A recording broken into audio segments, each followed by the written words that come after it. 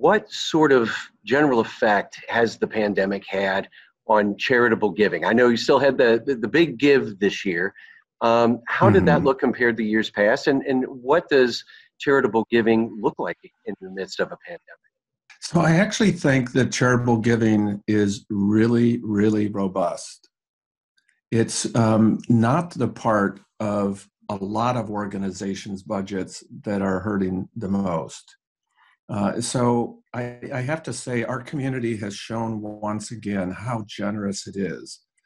Um, because right from the get-go, when emergency response fund was set up at the foundation, it was instantly funded by donors as well as us and companies in the community, the owners of the crew, just all sorts of folks came together and put $5 million together for emergency response. And this was, money out of the blue that nobody expected to have to use in this way.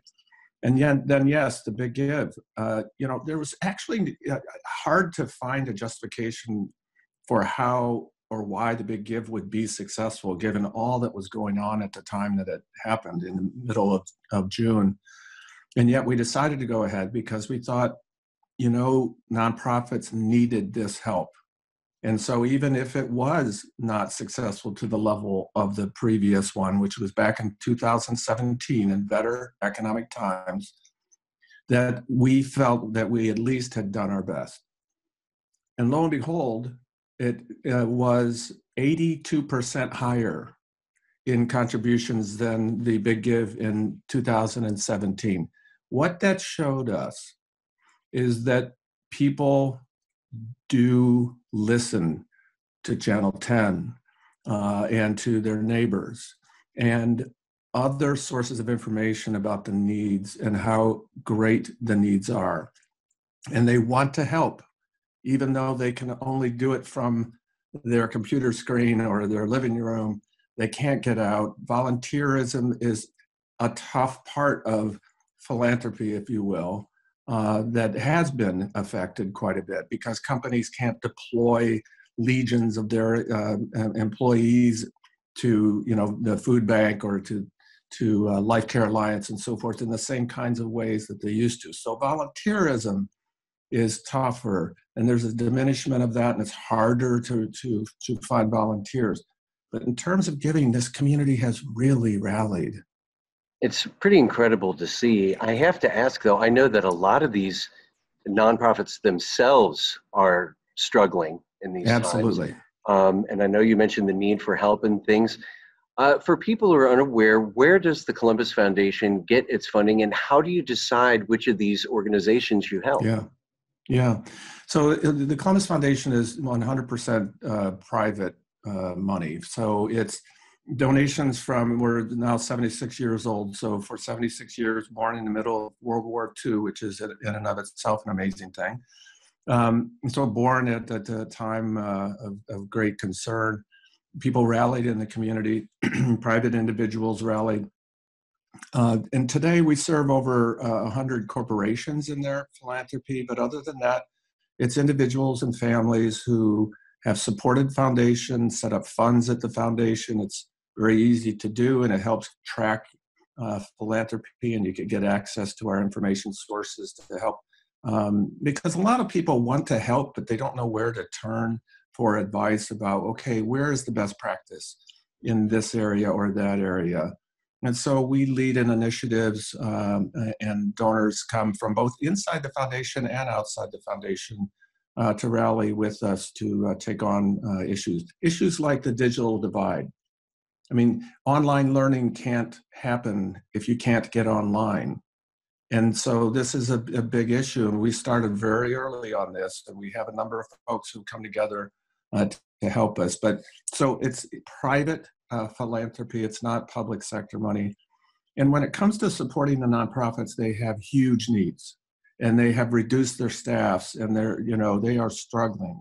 So fortunately, the federal government gets blamed for a lot of things, whether the House, the Senate, the president, whatever. Anytime they do.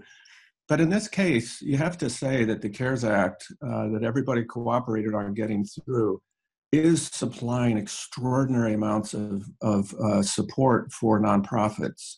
In just the next couple of days, the city and county will announce $20 million going to human service organizations, all in CARES Act dollars. And there's more to come, but that is, short-term money has to be spent in a short amount of time, doesn't include a lot of other types of organizations, whether they be educational, the arts, or what have you. And so it'll help, and we certainly should give credit where credit is due, but there's more to come. And speaking of more to come, and again, you mentioned the arts community. I know that has a special place in your heart with your history at Kappa, and how that industry has been decimated. Also lately with a lot of the social justice issues and things. As far as the future of the Columbus Foundation, are you seeing that there are maybe new organizations getting in touch with you that are looking to make a difference in their community? Oh yeah, just because it's called nonprofit doesn't mean it's not a business ecosystem. The so-called nonprofit sector is filled with extraordinary leaders and new leaders all the time with new ideas and new approaches. Sometimes those are in traditional organizations, and sometimes those are created anew with brand new organizations.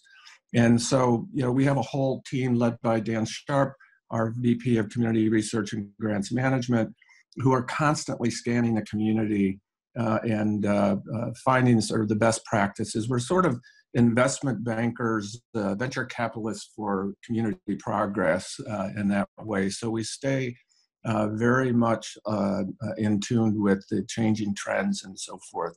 I will say in philanthropy, speaking of trends, one of the interesting things that's happening is how folks are evolving their events. Because event fundraising for a lot of organizations has been really, really important, both to rally their people in a visceral way, but also for income. And there are all sorts of examples of Local Matters is going to have this time when people will cook a meal together because it's devoted to food for inner city neighborhoods and elsewhere.